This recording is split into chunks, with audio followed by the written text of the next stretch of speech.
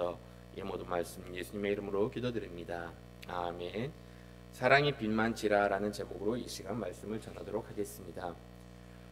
이 시대 사람들이 사회 구조에서 가장 어려워하는 구조가 아마도 수직 구조다라고 이렇게 이야기할 수가 있겠습니다. 사람들은 수직 구조를 요즘 시대 사람들은 수직 구조를 매우 비합리적이다라고 이렇게 생각을 하고 이것이 효율성이 많이 떨어진다라고 이렇게 이야기를 하고 있습니다. 이런 주장을 하는 배경을 보면은 주로 이들은 같은 일을 한다라고 생각을 하고 같은 이렇게 동료들끼리 서로 격려를 해주면서 그 시너지 효과를 보고 그런 다음에 좋은 환경을 만드는 것이 훨씬 더 업무에 효율적이다라고 이렇게 생각을 하기 때문에 수직적인 구조보다는 수평적인 구조, 빨리빨리 옆으로 퍼뜨릴 수 있는 구조가 훨씬 더 효율적이다라고 이렇게 생각을 하곤 합니다. 물론 수평적인 구조가 가진 장점들은 많아요.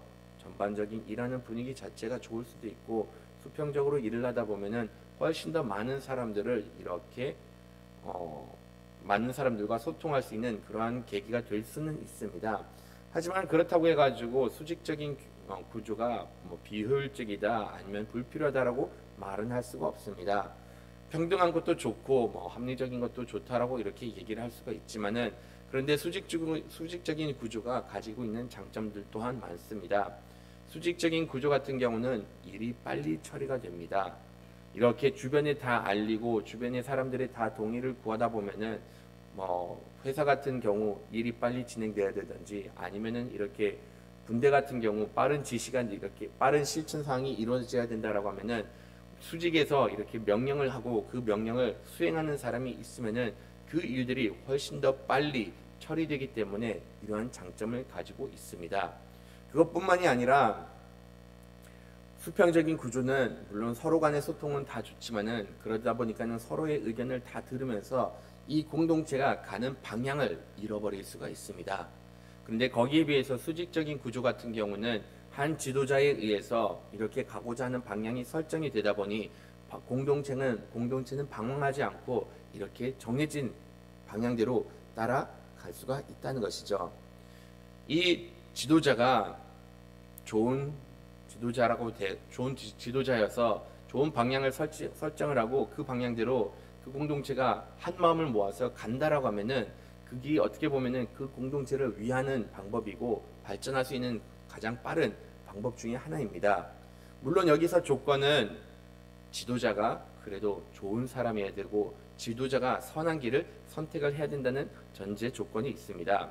만약 그렇지 못하면은 솔직히 그 공동체에 있는 사람들도 힘들고 주변에 있는 사람들도 힘들고 그다음에 그 일들을 수행하는 것 자체가 그렇게 쉽지가 않을 수밖에 없습니다. 만약 우리가 이러한 공동체에 속해 있으면은 당연하게 어떤 마음을 품을 수 있는가 하면은 이 지도자 문제 있다, 능력이 없다, 아니면 이 가고자 하는 방향이 너무나도 잘못되어 있기 때문에 여기에 대해서는 내가 반항을 해야겠다, 아니면 따르진 않아야겠다라고 마음을 먹을 수도 있습니다. 근데 그러한 전반적인 마음에 대해서 사도 바울은 1차적으로는 이렇게 이야기를 하고 있습니다. 모든 권세자들에게 대해서 복종하라라고 이렇게 이야기를 하고 있습니다. 말씀을 보시면은 위에 있는 권세자들에게 복종하라라고 이렇게 이야기를 하고 있는 것이죠. 그 상하 관계에서도 이것 복종하라라고 이렇게 이야기를 하면서 그 관계를 원활하게 유지하라라고 이야기를 해주고 있습니다. 지금까지 말씀을 쭉 살펴보다 보면은 12장부터 이렇게 쭉 살펴보다 보면은 구원받은 하나님의 자녀로서 공동체를 가운데 원활하게 지내라라고 이렇게 언급한 것을 보게 됩니다. 그 이외에는 밖에 나가서 이웃들과도 또한 원활한 관계를 맺어라, 원수들과도 심지어는 원활한 관계를 맺어라라고 이렇게 이야기를 하였습니다. 솔직히 이렇게 포괄적으로 본다라고 하면은 거의 모든 관계가 언급된 것을 보게 되는데 그런 가운데서도 특별히 사도 바울은 여기서 상하 관계를 또다시 언급한 것을 보게 됩니다. 특히 말씀을 보시면은 위에 있는 권세라고 이렇게 이야기를 하고 있어요. 이 위에 있는 권세라고 하면은 원어를 살펴보면은 특정한 권세를 두고 이야기한 것을 대충 볼 수가 있습니다. 정치적인 권세 아니면은 인간 통치자를 두고 이렇게 이야기를 한다는 것을 볼 수가 있습니다. 하지만 이것을 좀 더 넓게 본다라고 하면은 인간적인 통치자라고 하면은 그냥 전반적인 모든 지도자들 공동체에 있는 나의 상사 아니면은 그 공동체에 있었던 그 어떠한 권세의 형태들은 우리가 이렇게 인정하라라고 이야기를 해주고 있습니다. 좀 더 세밀하게 본다라고 하면은 부모와 자식 관계 그것조차도 이렇게 권세자의 관계이기 때문에 그런 모든 권세자들에 대해서는 이렇게 일반적으로는 순종하고 그 권세를 따르라라고 이렇게 이야기를 해주고 있습니다. 사도 바울이 이런 이야기를 하는 것이 과연 쉬웠을까요? 우리가 이런 이야기를 들으면은 요즘 세대 사람들은 그것은 당연하게 권세자가 좋으면은 말을 잘하고 그다음에 합리적이고 그다음에 그 사람이 선하면은 충분히 따를 수가 있다. 그런데 그 권세자가 꼰대처럼 이렇게 행하고 논리도 없이 그냥 그게 막 고집만 부린 것이면은 그런 것은 따르는 것이 오히려 좋지 않다라고 이 시대 사람들은 쉽게 생각을 할 겁니다. 근데 사도 바울이 이 이야기하는 거 결코 쉬운 환경에서 이야기하는 것은 아닙니다. 사도 바울이 이런 이야기를 했던 것이 어떤 식으로 우리가 받아들일 수가 있었는가 하면은 이것은 마치 우리나라가 그 일제 강점기 시기 가운데서 한 지도자가 와서 목사가 와가지고 하는 말이 일본 정부에 대해서 우리가 충성을 다해야 된다, 복종을 해야 된다라고 말한 것과 별반 다른 것이 없습니다. 그런 이야기를 하는 사람들을 우리가 보면은 이 사람은 나라를 팔 사람이다, 이 사람은 일제 앞잡이다라고 이렇게 여길 수밖에 없었던 것이었죠. 실질적으로 사도 바울이 이 말을 했을 때 로마가 유대라는 나라를 정복하였고 로마라는 대제국으로 인해서 많은 나라들이 이렇게 핍박을 받고 있었습니다. 이 이야기를 했을 때 그 권세자에 대한 복종을 하라라고 받아들일 수 있었던 사람들도 있었죠. 이 편지가 로마 교회에게 쓰여진 편지이기 때문에 로마 교회에는 로마 그리스도인들도 있었기 때문에 그 이야기를 들으면은 자연스럽게 받아들일 수가 있었습니다. 하지만 마찬가지로 로마 교회에는 유대 그리스도인들도 있었기 때문에 유대 그리스도인들에게 지금 이 정권에 대해서 정치적인 이 권세에 대해서 인정을 하라라고 하면은 자신들을 억압하고 자신들을 핍박하는 그 로마 황제를 인정하라, 그다음 그 정부를 인정하라라고 이렇게 이야기를 하는 것입니다. 그들이 가지고 있는 그 정책 자체를 인정을 하라고 하고 심지어는 그들이 가지고 있었던 전해지는 그 모든 풍습조차도 이렇게 그 사회 체제를 인정을 하라고 했던 겁니다. 그 로마 사회 그다지 좋은 사회는 아니었습니다. 학대가 심한 나라였고 그런 다음에 무자비했던 그런 나라였습니다. 그다음에 거기 있었던 모든 일들을 봤을 때 하나님의 기준으로 봤을 때 선하지 못한 것들이 너무나도 많았기 때문에 단순히 그들의 권세자들을 수용한다는 것 자체가 이들에게는 쉬운 일이 아니었던 겁니다. 그럼에도 불구하고 사도 바울이 하는 말, 권세를 인정을 하라라고 이렇게 이야기를 합니다. 그 인정을 하라고 하는 이유, 따르라고 하는 이유는 다른 데 있지 않고 모든 권세자들은 하나님께서 세우셨기 때문에 하나님께서 허락을 하신 것이기 때문에 이것을 따르라라고 이렇게 이야기를 하였던 겁니다. 하나님께서 모든 것을 허락하신다라는 전제에서 이런 이야기를 할 수가 있었던 것이었죠. 세상에 일어나는 모든 일, 하나님의 허락 없이는 하나님의 허락 없이는 일어날 수 있었던 것은 아무것도 없습니다. 심지어 로마가 대제국을 이루고 거기 있는 황제들조차 세워지는 그 모든 과정이 하나님의 허락이 있었기 때문에 하나님의 뜻이 있었기 때문에 이런 나라들이 세워질 수가 있었습니다. 물론 그때 당시 사람들이 봤을 때는 이들이 뭐가 선하냐라고 이렇게 이야기를 하지만은 그 모든 것들이 앞에서도 나와 있듯이 합력해서 하나님께서는 선을 이루실 계획이 있으셨고 하나님의 뜻이 있었기 때문에 이런 지도자들을 세우게 되고 이런 나라들이 다스릴 수 있도록 허락을 하신 겁니다. 우리가 만약 하나님께서 일하신다는 것을 확신하고 있으면은 궁극적으로는 하나님께서 이 모든 일을 통해서 선을 이룰 거라는 신뢰를 가지고 하나님께서 세우신 지도자조차도 이렇게 따르라라고 이야기를 하신 겁니다. 물론 지도자가 합리적이지 못하고 아니면 악을 추구하다 보면은 믿는 사람으로서 여기선 가만히 있으면 안 된다라는 마음이 들 수가 있습니다.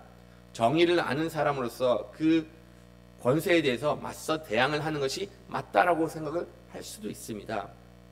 하지만 만약 우리가 이렇게 내 생각대로 옳은 것을 판단하기 시작하고 맞서 대항을 하기 시작하면은 어떠한 결과를 초래하는가 하면은 하나님께서 일하시는 것이 더 이상 선하지 않다라고 이렇게 고백하는 죄를 범하게 됩니다.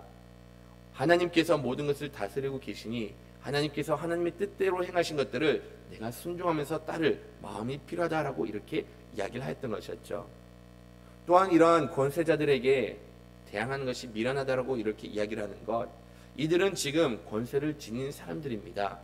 그렇기 때문에 내가 비합리적이다라고 생각을 하든지 내가 옳지 않다라고 판단한 것에 대해서 이렇게 대항을 한다고 하더라도 권세를 잡은 사람은 상대방이기 때문에 결과적으로 내 생각, 내 뜻 이루어지지 않고 그로 인해서 손해를 보는 사람이 내 자신이 되기 때문에 거기에 대해서 대항을 하지 말라라고 이렇게 이야기를 하고 있습니다. 때로는 우리들은 선한 것과 악한 것, 거기에 대한 절대적인 기준으로 두기보다는 내 기준으로서 맞냐 맞지 않는 것에 대해서 그 권세에 대해서 대항을 할 때가 있습니다. 하지만 그것이 얼만큼 미련한 것인지, 그것이 하나님을 대항하는 것이고 그것은 죄를 범하는 것이라는 것을 분명히 알아야 된다는 것이죠. 우리나라 같은 경우는 안타깝게도 선함과 악함에 대해서 판단하기보다는 단지 자기가 좋아하는 사람은 따르고 자기가 싫어하는 사람은 무조건적으로 반대하는 그런 경향을 보이는 것을 주변에서 많이 볼 수가 있습니다. 어제 신문만 보더라도 한 야당 국회의원이 독일에서 이렇게 강연을 했는데 거기 있었던 몇몇 시민들이었는지 아니면 특정 단체였는지 모르지만은 와가지고 그냥 그 강연에 대해서 이렇게 항의한 것을 듣게 되었습니다.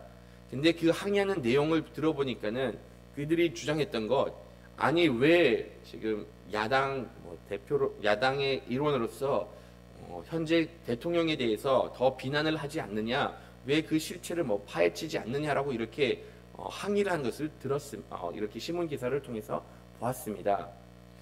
저는 그것을 보면서 어떻게 이렇게 자기의 주장대로 사람들 앞에서 이런 것들을 이야기할 수가 있을까라는 생각을 하게 되었습니다. 물론 현재 대통령 잘하고 못하고 그것은 개인의 판단이라고 저는 생각을 합니다. 하지만 그럼에도 불구하고 그것을 지금 정말로 남의 국가까지 가가지고 현 대통령에 대해서 이렇게 비난의 이야기를 하는 것 자체가 과연 옳은 행동인가는 한 번쯤은 살펴볼 필요가 있다는 것이죠. 그래도 국민들이 뽑은 지도자이고 그래도 국민들이 이렇게 대통령으로서 이 나라를 다스릴 수 있는 이렇게 권한을 이렇게 부여를 하였다라고 하면은 국민으로서는 모범된 모습은 그러한 권리를 인정을 한 것이고 자기 나라 대통령을 세우는 것이 어떻게 보면은 국민의 해야 될 도리인데도 불구하고 심지어는 외국이라는 나라까지 가가지고 거기서 항의를 하면서 나라 망신을 뻗치는 것을 보게 되었습니다. 이것은 선한 것이 하나도 없습니다. 때로는 우리가 그 권세자를 인정할 수도 있지만은 인정하지 못한다고 하더라도 거기에 대해서 우리가 반항을 하고 불순종하는 것은 이것은 결단코 그리스도인들이 해서는 안 되는 모습임을 이렇게 가르쳐주고 있습니다. 이렇게 이야기를 하다 보면은 우리가 당연하게 생각되는 것, 그러면은 악을 행하는 지도자 밑에서 같이 악을 행해야 되냐라고 이렇게 물어볼 수가 있어요. 근데 말씀은 여기에 대해서 이렇게 가르쳐주고 있습니다. 설령 악을 행하는 그러한 공동체 가운데 속한다고 하더라도 그런 가운데 하나님의 자녀들은 선을 행하라라고 이렇게 이야기를 하고 있습니다. 이 선을 행하라는 것, 하나님의 말씀에 근거하여서 어떻게 보면 그 시대를 본받지 않고 하나님께서 말씀해 주신 데 가운데서 이렇게 살아 행하라라고 이렇게 이야기를 한 겁니다. 이런 행동을 했을 때 그 사람들을 어떻게 대할 수는 없습니다. 설령 악한 지도자라고 하더라도 항상 바르게 행동하는 그런 사람들에 대해서는 이 지도자조차도 이렇게 인정을 할 수밖에 없음을 말씀은 가르쳐주고 있습니다. 하나님께서는 하나님을 따르는 자녀들 그 어떠한 상황 가운데서도 하나님의 말씀을 순종하고 절대적인 권리자인 하나님의 백성다움을 나타내라고 이렇게 이야기를 합니다. 악한 가운데 선을 행하면은 지도자조차도 그것을 인정을 하게 되니 그런 가운데 선을 행하라 하라고 끝까지 이야기를 합니다. 물론 그것은 쉬운 것은 아닙니다. 불의를 저지른 가운데 옳은 이야기를 하는 것, 그것은 정말로 대단한 결심이 필요하지만은 이것이 어떻게 보면 하나님께서 우리들로부터 요구한 것이죠. 때로는 이렇게 살아있는 속해 있는 공동체 가운데 좀 애매모호한 일들이 벌어질 때도 있습니다. 실질적으로 하나님의 말씀을 대항하지 않지만은 불순종한 것은 아니지만은 그럼에도 불구하고 이것이 우리가 하나님을 섬기는데 때로는 걸림돌이 되는 일들도 발생할 수가 있습니다. 거기에 대해서는 하나님께서 이렇게 이야기를 하고 있습니다. 다 같이 5절 말씀 좀 한번 읽어보도록 할게요. 그러므로 복종하지 아니할 수 없으니 진노 때문에 할 것이 아니라 양심을 따라 할 것이라. 때로는 순종하지 않았을 때 하나님께서는 불순종하고 대항하는 것에 대해서 하나님의 진노가 있을 것을 분명히 이야기를 하지만은 전반적으로 따라야 되는 것을 요구를 하고 있습니다. 하지만 따를 때 우리가 궁극적인 진노를 이렇게 걱정해서 하는 것이 아니라 그런 가운데서 하나님의 선하신 뜻을 바라보면서 양심을 따라 행할 것이다 라고 이렇게 이야기를 하고 있습니다. 세상에 살아가다 보면은 하나님의 말씀을 불순종하는 것도 아니지만은 그럼에도 불구하고 이것이 우리의 믿음에 선하지 못하는 것들이 있는 것을 여러분들도 잘 아실 겁니다. 지난 3년 동안 코로나를 맞이해가지고 사람들이 예배를 드리는 것 많은 어려움을 겪었습니다. 그때 정부의 방침 따라서는 예배에 드릴 수 있는 것, 현장에 나올 수 있는 것, 제한을 시켰지만은 그런 가운데서도 끝까지 하나님의 선하심을 바라보고 현장에서 예배를 드린 교회들도 있습니다. 물론 그것만은 정답이 아니었다라고 이렇게 주장을 할 수도 있어요. 말하는 것, 온라인으로 예배를 드릴 수 있기 때문에 온라인으로 예배 드린 것, 이게 무엇이 문제되냐라고 이렇게 얘기를 하는 사람들도 있습니다. 하지만 이럴 때 하나님께서 하시는 말씀, 여기서 하나님의 선하신 양심대로 행하고 그런 선한 일을 추구하라라고 이렇게 이야기를 하겠습니다. 끝까지 현장을 고집을 하면서 하나님 앞에 예배를 드리는 것이 내가 온전히 하나님을 섬긴다라고 하면은 그렇게 섬김으로 인해서 절대적인 권리를 따르는 그런 신실함을 보이지만은 반대로 그런 믿음의 분량이 되지 않으면은 온라인으로 예배를 드릴 수도 있음을 가르쳐주고 있습니다.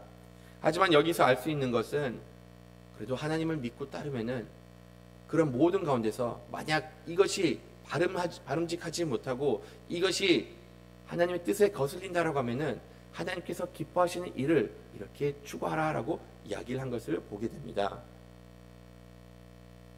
이 유대인들이 이런 일들로 인해서 고민했던 것은 아마도 여기 말씀을 보시면은 세금이었던 것을 보게 됩니다. 유대인들은 로마에서 이렇게 살면서 로마를 위해서 세금을 바치는 것, 이거 매우 어려워했던 것으로 보게 됩니다. 세금을 바치면 일반적으로 이 세금으로 인해서 국민들을 복지를 이렇게 좀 신경을 써주고 그런 다음에 이 세금을 낸다고 하더라도 어느 정도 우리 자신에게 돌아올 것을 기대를 하고 있었던 것이었죠. 그런데 그때 당시 로마가 걷었던 세금 너무나도 많았던 것이 가장 큰 문제였고 그런 다음에 이 세금을 걷었을 때 이것이 유대인들에게 돌아온 것이 아니라 오로지 로마 제국을 위해서 사용을 했기 때문에 끝내는 이 세금을 내는 것에 대해서 사람들이 많은 어려움을 겪었습니다. 이 문제는 예수님께서 계셨을 당시에도 있었고 그들이 물었던 것, 세금을 내는 것이 옳냐 옳지 않냐라는 그런 논쟁까지 있을 정도로 유대인들에게 있어서 이것은 큰 문제였던 겁니다. 근데 여기에 대해서 사도 바울이 하는 말, 낼 것은 내라. 세금을 내야 되기 때문에 이것이 법이기 때문에 이런 것들은 분명히 내라라고까지 이렇게 이야기를 한 겁니다. 따라진 법이기 때문에 또한 이로 인해서 하나님의 말씀을 불순종한 것이 전혀 없기 때문에 여기에 대해서는 우리가 마땅히 주어질 의무에 대해서는 내야 된다는 것을 이렇게 이야기를 하고 있습니다. 하나님의 자녀로서 속해 있는 공동체의 규칙, 그것을 따르는 것이 우리가 해야 할 일입니다. 만약 내가 이 규칙을 따르지 못한다라고 하면은 둘 중에 하나를 할 수가 있습니다. 그냥 그런 가운데서 불순종하면서 거기에 대한 대가를 치르든지 아니면 그 공동체가 정말로 문제가 있어가지고 그러면은 그냥 그 공동체를 떠나는 것이 어떻게 보면 하나님께서 원하시는 이런 그리스도인의 모습이라고 이야기할 수가 있습니다. 이러한 절대적인 복종에 대해서 이렇게 이야기를 한 다음에 여기에 모든 것이 기반된 것은 어디 있는가라고 하면은 다시금 사랑으로서 이렇게 모든 것이 기반이 됐다는 것을 이야기를 해주고 있습니다. 하나님께서는 우리에게 정말로 많은 계명을 주셨어요. 9절 말씀을 한번 좀 같이 읽어보도록 하겠습니다. 간음하지 말라, 살인하지 말라, 도둑질하지 말라, 탐내지 말라 한 것과 그 외에 다른 계명이 있을지라도 내 이웃을 내 자신과 같이 사랑하라 하신 그 말씀 가운데 다 들었느니라. 아멘. 사도 바울이 이렇게 모든 계명을 따르고 이웃 간의 관계도 원활하게 만들고 심지어는 이 권세자들과의 관계도 소중하게 여기라고 이렇게 여기고 난 다음에는 하는 말이 정말로 하나님의 사랑의 빛 말고는 짓지 말라라고 이렇게 얘기를 합니다. 모든 근본에는 사랑이 있어야 된다라고 이렇게 이야기를 하고 있습니다. 그것을 이야기를 하면서 하나님께서 우리에게 주신 10계명을 이렇게 언급을 하고 간음하지 말라, 살인하지 말라, 도둑질하지 말라, 탐내지 말라라고 이렇게 이런 모든 계명들을 다 언급을 해줍니다. 하지만 이 인간 관계의 근본적인 그 근본을 바라다 보면은 이 인간관계에서 만약 사랑이 있다라고 하면은 이런 모든 관계, 이런 모든 계명이 더 이상 무용지물이 된다라고까지 이렇게 이야기를 하고 있습니다. 만약 사랑이 있으면은 간음을 하지 않습니다. 만약 하나님의 진실된 사랑이 있다라고 하면은 살이라는 행동 절대로 나타날 수가 없다는 것이죠. 내가 정말로 이웃을 사랑한다라고 하면은 내가 내 자신을 희생을 시켜서라도 상대방의 생명을 어떻게 해서든지 이렇게 보존하려고 하지 살이라는 것은 일어날 수가 없습니다. 도둑질, 사랑하는 사람은 도둑질을 할 수가 없습니다. 내가 이웃을 사랑하고 이웃의 삶을 존중한다라고 하면은 그 사람이 소중하게 여기는 것 감히 훌륭할 수가 없다는 것이죠. 탐내는 그 모든 마음들, 상대방을 사랑하면은 그런 마음조차도 생기지가 않는 것, 외적인 내적인 그런 모든 것들을 하나님의 말씀 가운데서 지킬 수가 있기 때문에 하나님께서는 우리에게 요구하시는 것, 내 이웃을 내 몸과 같이 사랑하고 정말로 하나님의 사랑을 품으라라고까지 이렇게 이야기를 해주고 있습니다. 이것을 앞서 있는 말씀까지 한번 적용을 해본다라고 하면은 정말로 사랑하는 마음이 있다라고 하면은 지도자들을 위해서 비난을 한 것이 아니라 지도자들을 위해서 기도를 하게 되는 것이고, 거기에 대해서 반항한 것이 아니라 정말로 그들이 바른 길로 갈 수 있도록 끝까지 지도하는 것이 진정 하나님의 사랑을 가지고 있는 사람의 행동임을 이렇게 가르쳐주고 있습니다. 하나님께서는 하나님의 자녀들이 마지막까지 이러한 모습을 지니기를 원하고 마지막까지 우리가 이렇게 그리스도의 형상을 이 사회 가운데서 나타내기를 원하고 계심을 이야기해주고 있습니다. 예수님이 오실 날이 멀지 않았으니 이제는 곧 낮이 돼가지고 낮에는 우리가 단정하게 하나님의 말씀대로 단정하게 옷을 입고 다니는 것처럼 우리는 이제 하나님의 백성이 되었기 때문에 그리스도가 오시는 이 날 멀지 않았기 때문에 이제는 단정한 그리스도인으로서 그리스도의 옷을 입고 사랑을 실천하면서 이웃 간의 사랑을 나누라고 이렇게 말씀하셨습니다. 이것이 마지막 때에 사는 그리스도인의 모습임을 분명히 가르쳐주고 있습니다. 그리고 여러분들이 이러한 삶을 추구하는 하나님의 자녀가 되기를 간절히 바라겠습니다.